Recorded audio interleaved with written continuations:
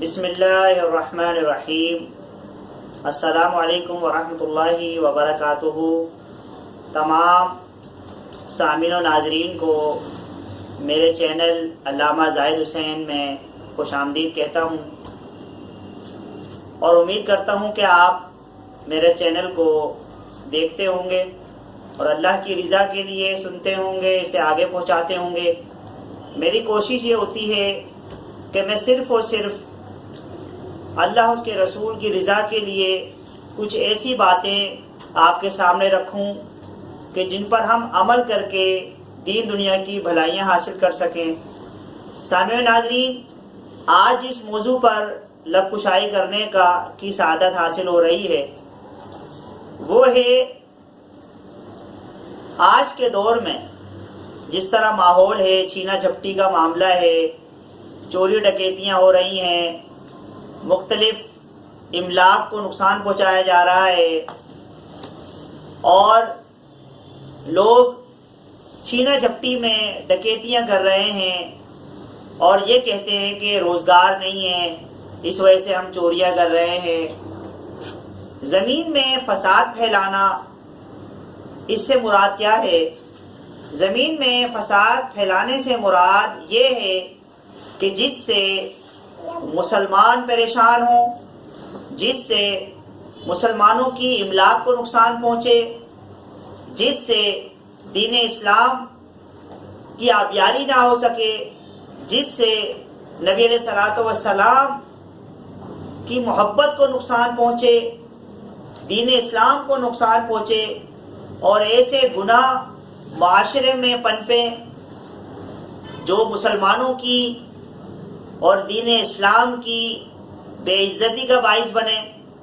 ایسے وہ تمام اعمال جس سے اسلام میں رکاوٹ پیدا ہو، وہ فساد فی الارض ہے، چاہے وہ گناہ ہوں، چاہے وہ ایسے معاملات ہوں جس سے اللہ اس کے رسول نے سختی سے منع کیا ہے، اگر اس کو کیا جائے ببانگ دہل، اس پر عمل کیا جائے تو یہ فساد فی الارض ہے۔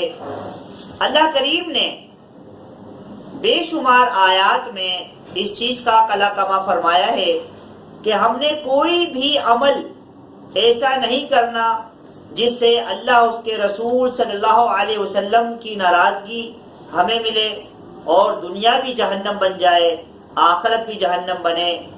آج کل دیکھنے میں یہ آ رہا ہے کہ بڑے دھڑلے سے لوگ مال چھین کے بھاگتے ہیں، بڑے دلیری کے ساتھ ٹیٹی رکھ کر، بندوق رکھ کے لوگوں کی چھینا جھپٹی کرتے ہیں، وہ حلال روزی کما رہے ہوتے ہیں اور ان کو روکنے والے بھی کوئی نہیں۔ یہ ناسور کہاں سے آیا ہے، کہاں تک جائے گا؟ سامعین ناظرین، یاد رکھیے گا، جو لوگ مسلمانوں کی املاک کو نقصان پہنچاتے ہیں، مال چھینتے ہیں، چوری ڈکیتی کرتے ہیں اور سامنے والے کو پریشان کرتے ہیں، اللہ رب العزت نے ایسے لوگوں کے لیے قرآن کریم میں کیا ارشاد فرمایا؟ قرآن کریم کی ایک آیت ہے، والذین یحاربون اللہ ورسولہ الی آخر الآیہ، جس کا مفہوم یہ ہے کہ جو لوگ اللہ اس کے رسول سے جنگ کرتے ہیں، زمین میں فساد کرتے ہیں، ان کی سزا یہ ہے کہ ان کو پکڑا جائے، ان کو ہاتھوں کو کاٹ دیا جائے، ان کے پاؤں کو کاٹ دیا جائے، یا ان کی سولی پر لٹکا دیا جائے، یا انہیں شہر بدر کر دیا جائے۔ قبیلہ عرینا کے کچھ لوگ، یہ آیت مبارکہ جو نازل ہوئی، قبیلہ عرینا کچھ لوگ آتے تھے نبی علیہ الصلوۃ والسلام کے پاس، یا رسول اللہ ہم بیمار ہو گئے ہیں، ہماری بیماری بڑھ رہی ہے، ان کے جسم میں دانے ہو گئے تھے۔ تو نبی علیہ الصلوۃ والسلام نے فرمایا کہ جاؤ تم اونٹ کا پیشاب استعمال کرو، اس سے تمہاری بیماری دور ہو جائے گی۔ نبی علیہ الصلوۃ والسلام نے اجازت خاص دی تو اس کے استعمال سے ان کی بیماری تو دور ہو گئی، لیکن انہوں نے مدینہ شریف کے جانوروں کو مار دیا، اور جب کچھ صحابہ وہاں پر گئے تو ان صحابہ کو انہوں نے قتل کر دیا، جس کی سزا نبی علیہ السلام نے ان کو یہ دی کہ ان کو بھی قتل کیا گیا. ان کے حق میں یہ آیت نازل ہوئی کہ جو زمین میں فساد کرتے ہیں اور مسلمانوں کو قتل کرتے ہیں، املاک کو نقصان پہنچاتے ہیں، انہیں قتل کیا جائے، ان کے ہاتھ پاؤں کاٹ دیے جائیں. سامعین ناظرین، ایک بہت اہم بات میں آپ کو بتانے لگا ہوں. ایسے بھی مسلمان ہیں، ایمان والے ہیں کہ ان کی نماز جنازہ نہیں، نہ ان کا غسل ہے، نہ ان کو یہ اعزاز حاصل ہے کہ انہیں مسلمانوں کے قبرستان دفن کیا جائے. الامان والحفیظ. سامعین ناظرین، اس کو سنیں اور آگے پہنچائیں.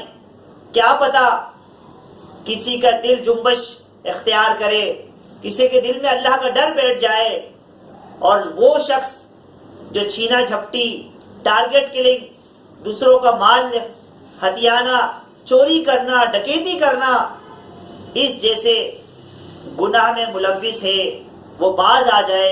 ایسے گناہ اگر وہ باز آ جائے تو اس کی نماز جنازہ ہوتی ہے. لیکن کچھ ایسے بھی گناہ ہیں کہ جس کو اختیار کرنے کے بعد ہے تو وہ ایمان والا، ہے تو وہ مسلم مومن، لیکن اسے یہ اعزاز حاصل نہیں کہ اس کی نماز جنازہ پڑھی جائے، اس کو یہ اعزاز حاصل نہیں کہ اسے کفن دیا جائے، اسے یہ اعزاز حاصل نہیں کہ مسلمانوں کے قبرستان دفن کیا جائے. سامعین ناظرین، فقہاء اکرام نے، علامہ شامی علیہ رحمہ نے اس چیز کو ذکر فرمایا ہے کہ وہ لوگ، پہلا وہ شخص جو اپنے والدین کو مار دے، اپنے والدین کو قتل کر دے. والدین کتنی بڑی نعمت ہیں، پوری زندگی اپنے بچے کو لگا دیتے ہیں، نہ وہ آرام دیکھتے ہیں، نہ وہ کھانا دیکھتے ہیں، نہ وہ پینا دیکھتے ہیں. ایک ہی فکر ہوتی ہے کہ ہمارا بچہ وہ آرام سے رہے، سکون سے رہے، خوشیاں رہیں اس کے پاس. لیکن وہ بدبخت جو اپنے والدین کو مار دے، ایسے شخص کی نہ نماز جنازہ ہے، ایسے شخص کی کو نہ کفن دیا جائے، بلکہ حکم یہ ہے کہ مسلمانوں کے قبرستان سے باہر کوئی کھڈا کر دیا جائے، اس کھڈے میں کتے کی طرح اس کو دفن کر دیا جائے. یہ اس کی سزا ہے. دوسرا وہ شخص جو اسلحہ لے کر معاشرے میں گھومتا ہے، پسٹل لے کر معاشرے میں گھومتا ہے، جس سے مسلمان ڈرتے ہیں، بدمعاشی کرتا پھرتا ہے، مسلمان اس سے الٹی سیدھی بات نہیں کر سکتے، وہ پیسے مانگتا ہے تو اسے پیسے دینا پڑتے ہیں، پیسے دیتے ہیں. تو ایسا شخص اگر مر جائے تو نہ اس کا غسل ہے، نہ اس کا نماز جنازہ ہے، اور نہ ہی اس کو مسلمانوں کی طرح دفن کیا جائے، بلکہ کھڈے میں ڈال دیا جائے، پھینک دیا جائے. تیسرا وہ شخص کہ جو چوری کر کے بھاگ رہا ہے، ڈکیتی کر کے بھاگ رہا ہے، کسی کا مال چھین کے بھاگ رہا ہے، ٹارگٹ کلنگ کر رہا ہے، کسی کی چھینا جھپٹی کر کے بھاگ رہا ہے، جس طرح آج کل آپ دیکھ رہے ہیں معاشرے میں. ایسا شخص اگر ڈکیتی کرتے ہوئے مارا جائے، ایسا شخص اگر ڈکیتی کر کے بھاگ رہا ہے اور کسی نے گولی مار دی، تو ایسے شخص کی نہ نماز جنازہ ہے، نہ غسل ہے، نہ مسلمانوں کے قبرستان دفن کیا جائے، بلکہ کھڈے میں پھینک دیا جائے. یہ قابل ہی نہیں ہے شخص. دنیا میں اس کی اتنی ذلت ہے. اللہ نے فرمایا وَلَهُمْ فِي الْآخِرَةِ عَذَابٌ أَلِيمٌ. یہ تو دنیا میں ان کی ذلت ہے، اور آخرت میں ان کے لیے بڑا سخت ترین عذاب تیار کر کے رکھا ہو. الامان والحفیظ. چوتھا وہ شخص کہ جو اپنے معاملات میں، یعنی مطلب یہ ہے کہ وہ شخص ایسا مسلمان کہ جو تعصب کی موت مر رہا ہے.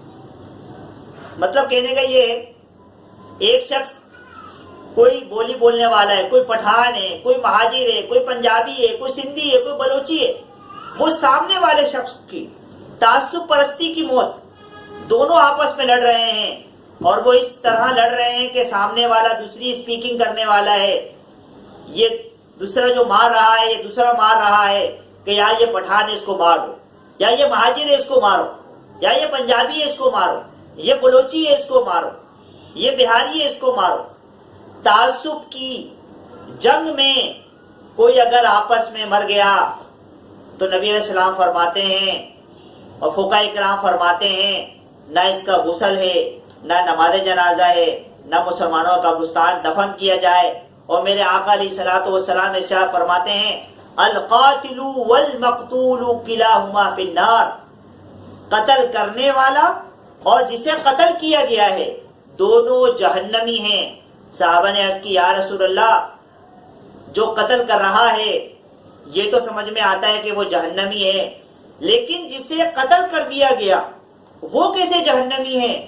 تو نبی علیہ الصلوۃ والسلام نے ارشاد فرمایا جو مقتول ہے جسے قتل کیا گیا ہے اس کی چاہت بھی یہ تھی کہ اگر مجھے موقع ملتا تو میں سامنے والے کو قتل کر دیتا، یعنی وہ یہ چاہت لے کے مرا ہے کہ اگر مجھے موقع ملتا تو میں سامنے والے کو قتل کر دیتا۔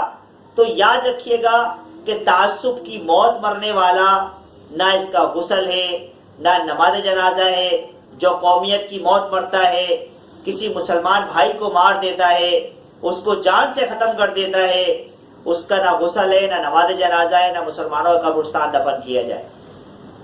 ایک وہ شخص جو ان کا تماشا دیکھ رہا ہے، مطلب یہ مختلف قوموں میں لڑائی ہو رہی ہے، قومیت کی بنیاد پہ، لسانیت کی بنیاد پر، قوم پرستی کی بنیاد پر لڑائی ہو رہی ہے، اور تیسرا شخص وہ مزے لے رہا ہے، دیکھتا ہے بابا آج فائرنگ ہو رہی ہے، دیکھتے ہیں مزے آئے گا کون کس کو مارتا ہے، اور گولی آئی اس کو لگ گئی۔ تو یہ تماشا دیکھنے والا، قوم پرستی کی لڑائیوں کا، لسانیت کی لڑائیوں کا، عصبیت کی لڑائیوں کا تماشا دیکھنے والا، ان سے مزے لینے والا، اگر گولی اس کو آ کے لگ جاتی ہے تو فقہاء کرام کا فیصلہ ہے نہ اس کی نماز جنازہ ہے، نہ اس کا غسل ہے، نہ اس کو مسلمانوں کا قبرستان دفن کیا جائے۔ ہاں ایک وہ شخص، کہیں فائرنگ ہو رہی ہے، اللہ تعالی ہم سب کو محفوظ فرمائے، کئی لڑائیاں ہو رہی ہیں، ایک شخص گزر رہا ہے، اس کی مجبوری ہے، اس کو جانا ہے، لیکن کہیں سے گولی آ کے لگ جاتی ہے تو وہ شہید ہے، وہ اس زمرے میں شامل نہیں ہے، وہ شہید ہے۔ یاد رکھیے گا کہ روزی دینے والی ذات اللہ تعالیٰ کی ہے، اللہ تعالیٰ دیکھ رہا ہے، سن بھی رہا ہے۔ یاد رکھیے گا، یہ نہیں سمجھیے گا کہ اللہ تعالیٰ کچھ نہیں کر سکتا، اللہ تعالیٰ مہلت دے رہا ہے۔ اللہ تعالیٰ ہمیں ایسے لوگوں سے بچنے کی توفیق عطا فرمائے، اور جو یہ کام کرتے ہیں چھینا جھپٹی کا معاملہ، اللہ تعالیٰ ہمیں ایسے کام کرنے سے محفوظ فرمائے۔ وما علیہ الا البلاغ المبین۔ میں امید کرتا ہوں آپ کو یہ پیغام میرا پسند آیا ہوگا۔ اگر آپ کو لگتا ہے کہ یہ پیغام اچھا ہے تو میری گزارش ہے تمام سامعین ناظرین کو میرے اس چینل کو سبسکرائب کریں اور اس کو شیئر کریں، اس کو سنیں، اس کے پیغام کو آگے پہنچائیں۔ اللہ تعالیٰ آپ کو جزائے خیر عطا فرمائے۔